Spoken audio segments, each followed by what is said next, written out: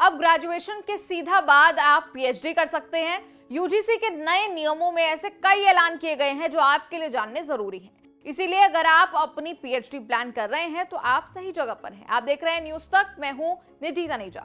पहला बड़ा बदलाव जो यूजीसी ने किया है वो है अब आप अपनी ग्रेजुएशन पूरी करने के बाद सीधे पीएचडी कर सकते हैं। लेकिन कौन कौन से छात्र ग्रेजुएशन के सीधे बाद पीएचडी में एंट्री ले सकते हैं? देखिए, 4 साल वाले ग्रेजुएशन प्रोग्राम को पूरा करने वाले छात्र पीएचडी में सीधी एंट्री ले सकते हैं। लेकिन इसके लिए ग्रेजुएशन में मिनिमम 75% अंकों के साथ पास होना जरूरी है। अब आप पूछेंगे कि अगर 75% से कम मार्क्स आए तो क्या?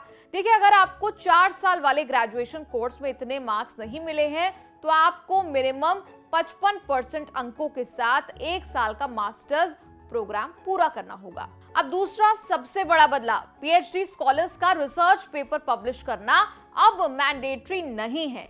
यानी ये काम अब आपको करना जरूरी नहीं रहेगा। वहीं पहले होता ये था कि सभी पीएचडी स्कॉलर्स को कम से कम एक रिसर्च पेपर में किसी रेफर्ड जर्नल में पब्लिश करना जरूरी होता था। साथ ही किसी भी कॉन्फ्रेंस सेमिनार में 2 पेपर प्रेजेंटेशन भी जरूरी मानी जाती थी। लेकिन अब ये सारा बोझा हट गया है। यूजीसी के चेयरपर्सन एम जगदीश कुमार ने कहा कि रिसर्च पेपर पब्लिश करना तो अब मैंडेटरी नहीं है, लेकिन इसका मतलब ये नहीं है कि पीएचडी स्कॉलर्स इसे करना ही बंद कर दे पूरी तरह।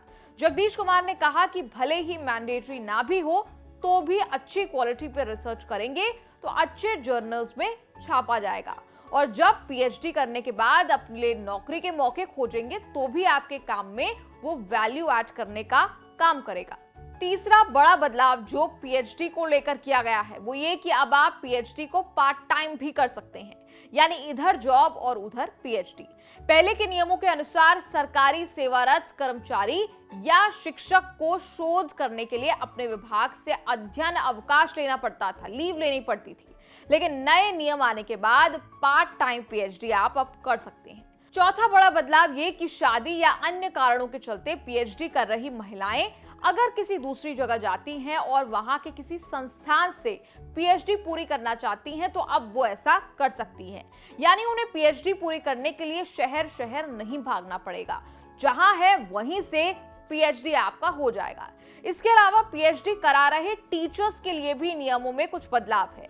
नए नियमों के तहत अगर परमानेंट टीचर्स जिनके रिटायरमेंट के 3 साल बचे हैं वो नए रिसर्च के लिए नया रजिस्ट्रेशन नहीं करा सकते।